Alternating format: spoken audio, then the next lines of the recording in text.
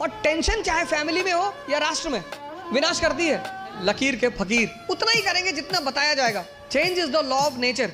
सचिन तेंदुलकर को रिप्लेस किया विराट कोहली ने, अब विराट कोहली को भी कोई रिप्लेस करेगा लकीर के फकीर।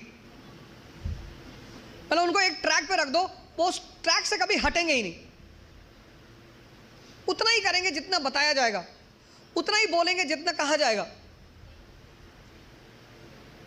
जो जिंदा दिमाग है, जिंदा, वो अपने समय को, जैसे अगर आप आईएएस मेंस का पेपर देखें तो 1970s के जो क्वेश्चन थे वो अलग थे, 1990s के क्वेश्चन अलग हो गए, फिर 2000 के बाद क्वेश्चन बिल्कुल अलग हो गए, और आज तो जो मेंस का पैटर्न है क्वेश्चन पूछने का वो तो एकदम पलट चुका है। अमेरिका का एक विद्वान था थॉमस जेफरसन, उसने कहा किसी भी संविधान को सिर्फ 19 साल चलना चाहिए। थॉमस जेफरसन, जब अमेरिका में संविधान लिखा जाने लगा तो उसने कहा किसी भी संविधान को सिर्फ 19 साल बस, क्योंकि 19 साल बाद बहुत सी चीजें बदल चुकी होंगी, तो जब चीजें बदल जाएंगी तो फिर संविधान लिखा जाएगा बदली हुई परिस्थिति के हिसाब से। गावस्कर किसी जमाने में क्रिकेट के सुपरस्टार थे, गावस्कर को रिप्लेस किया सचिन तेंदुलकर ने, सचिन तेंदुलकर को रिप्लेस किया विराट कोहली ने, अब विराट कोहली को भी कोई रिप्लेस करेगा। समय की जो सबसे बड़ी चीज है वो है चेंज।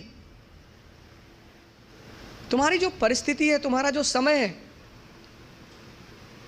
उसको देखना, उस पर गौर करना बहुत जरूरी है। अगर तुम अपने समय को नहीं, उस परिस्थिति को नहीं पहचानते। एक बार एक इंस्पेक्टर एक पाउल्ट्री फार्म में गया, पाउल्ट्री फार्म, फूड इंस्पेक्टर था, तो पाउल्ट्री फार्म के इंस्पेक्शन पर निकला था। तो एक पाउल्ट्री फार्म में गया तो उस पाउल्ट्री फार्म के मालिक से पूछा कि मुर्गियों को क्या खिलाते हो? कहा साहब बाजरा खिलाते हैं। कहा इतनी गर्मी में बाजरा खिलाते हो, बंद करो इसको। पहले मुर्गी फार्म का मालिक को बंद कर दिया उठा। दूसरे मुर्गी फार्म में गया, उसने पूछा क्या खिलाते हो मुर्गी को? बोले साहब चावल खिलाते हैं।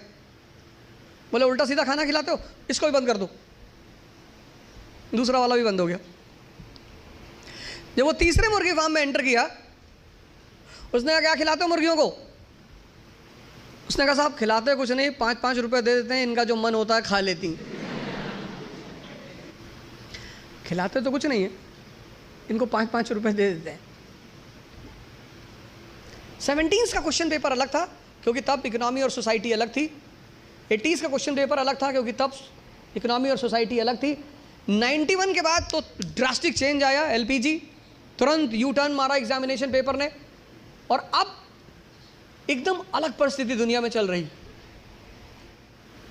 तो अशोक को, जैसे आज हिंदू मुस्लिम ईसाई के बीच तनाव है, ऐसे अशोक को बुद्ध ब्राह्मण और जैनों के बीच तनाव का सामना करना पड़ा। और टेंशन चाहे फैमिली में हो या राष्ट्र में, विनाश करती है। जो तुम आज सिचुएशन देख रहे हो, ये सिचुएशन अशोक के सामने भी थी, तभी तो हम उसे द ग्रेट कहते हैं, जिसको समझ में आ रहा हो। और फिर वो धम्म की नीति का प्रतिपादन, पॉलिसी ऑफ धम्म, और उस पॉलिसी ऑफ धम्म में वो कहता है सार वृद्धि, कि प्रत्येक व्यक्ति को हर धर्म के बेसिक सिद्धांत को समझना चाहिए। और किसी भी धर्म का बेसिक सिद्धांत, वो चाहे इस्लाम हो, चाहे हिंदुइज्म हो, चाहे क्रिश्चियनिटी हो, बेसिक सिद्धांत किसी भी धर्म में कोई अंतर नहीं है। बेसिक सिद्धांत इस्लाम, क्रिश्चियनिटी, इसी में तो दाराशिकों ने किताब लिखी थी, Majmul Bahrain, the meeting of two oceans, Islam and Hinduism. वो जो अशोक के समय परिस्थिति थी, बुद्धिस्ट ब्राह्मण और जैनों के बीच तनाव, वही परिस्थिति मेडिवल इंडिया में अकबर के सामने थी। हिंदू, मुसलमान, और फिर उनके विभिन्न डिफरेंट सेक्ट्स, संप्रदाय, शिया, सुन्नी, शैवाइट, वैष्णवाइट। तो उसने भी फिर कहा कि नहीं नहीं, इस तनाव को कम करना है, तो तौहीद इलाही, तौहीद इलाही। अब जब तुम मेंस में आंसर लिखते हो तो तुम्हें ये कंपैरिजन दिखाना पड़ेगा। वो जो तुम्हारा एग्जामिनी है ना, उसको पता लगना चाहिए कि यार इसने हिस्ट्री से सीखा है। India is a country of unity in diversity.